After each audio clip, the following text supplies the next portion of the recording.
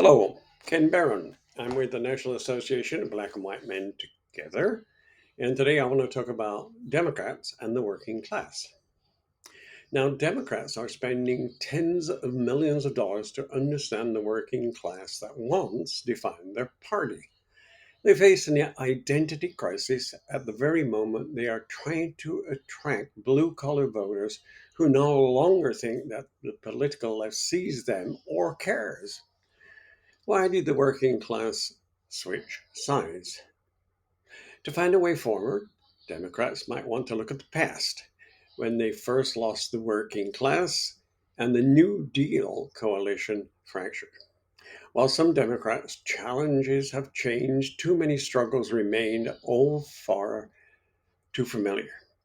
Remember in 1970, after Nixon expanded the Vietnam War and the National Guard killed four Kent State students. The anti war movement radicalized like never before. Workmen watched protesters chanting support for, quote, the other side, fighting their kin and kind in Vietnam. In a clash that engulfed lower Manhattan in New York and came to be known as the Hard Hat Riot, masses of workers pummeled student protesters. The icons of Franklin Roosevelt's coalition have attacked the left's future. It shocked power brokers. The new left was at war with the old. Vietnam concerned not only how one lived, but how one died. It chafed many working families to see student protesters lecture Americans with less status about social justice while their boys went to war in students' place. For weeks, two breeds of Democrats were now in the streets, clashing over social values and who felt valued. This was a class war boiling beneath the emerging culture wars. Many Americans wanted not only respect for the soldiers and the flag, but also for motherhoods, elders, and the working man. Once celebrated, blue collar workers were now dismissed as reactionary, racist, and ignorant suckers. So some Republicans saw their chance to win that Democratic base. By the 1972 campaign, Labor sought to salvage blue collar Democrats, but at the Democratic Convention, George McGovern became the standard bearer. The New Left had won the party. At the convention, delegates were diverse by race and sex, but not by class. The party establishment shifted Democrats' emphasis from social class to social identity. The Republicans, from Ronald Reagan to President Trump, framed campaigns as common touch versus out of touch. Nixon won the 49 states, with nearly all of electoral gains being with blue collar voters. The Republican presidential nominee won the labor vote for the first time since tracking began.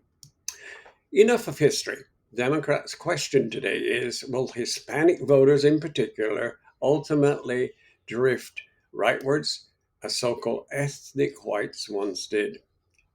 Trump got out the working class and Latino men. Most of Mr. Trump's increased Latino support was within the working class. Democrats belatedly recognized that demographics and a multiracial electorate did not assure a progressive destiny. In 2020, when protests and riots took place in many American citizens, Representative Jim Clyburn, the Democrat of South Carolina, warned that the mindset, quote, burn, baby, burn, had destroyed our movement back in the 60s. But Democrats are not fated to relive mistakes that confuse some activists, causes for whom they claim to represent the views of radical youths for the views of the young, or to forget that politicians can win big, boisterous crowds and still lose America. Blue collar America has changed. It's less unionized, less white, less reliant on manufacturing jobs, but most Americans still lack a bachelor's degree and would find it difficult to pay a $1,000 emergency expense. American intellectuals have long struggled to fathom the average American. One study showed that Democrats' ability to accurately comprehend the other side, quote, actually gets worse with every additional academic degree they earn. And it seems too often that leading Democrats who seek some populist fire misunderstand how Democrats got burned. More than two-thirds of swing voters who chose Mr. Trump strongly agreed that Democrats had wrong-headed positions on immigration, crime, and identity politics. Economic populism, including Bernie Sanders and Alexandria Ocasio-Cortez's fighting oligarchy tour, is the easy part.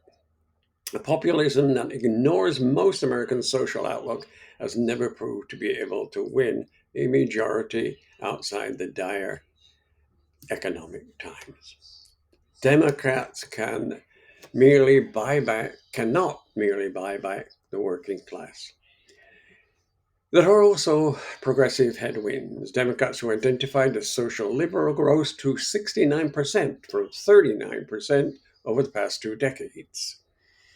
And since the 1970s, loud voices from popular culture to politics have encouraged an orthodox social liberalism that has weighed down swing state Democratic candidates. Which inspires yet another question. Have Democrats lost enough to win? Jimmy Carter and Bill Clinton led Democrats out of similar wilderness. For even when Mr. Trump's presidency ends, the challenges will persist. Trumpism will persist. Democrats need to stop walking into the same old trap and supplement defensive democracy with a viable strategy to lure back enough non-college educated voters to win elections.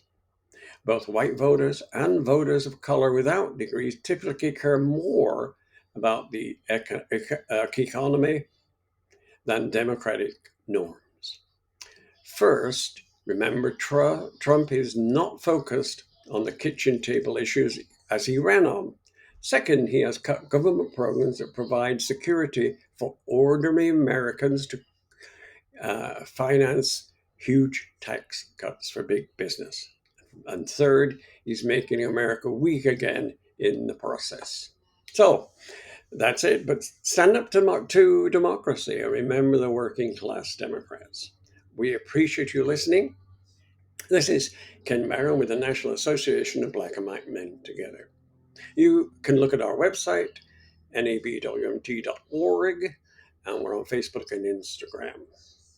Don't forget, next year in August, we'll be in Las Vegas, and we'll be talking about our values out there and at our convention. Thank you for listening once again. We appreciate it.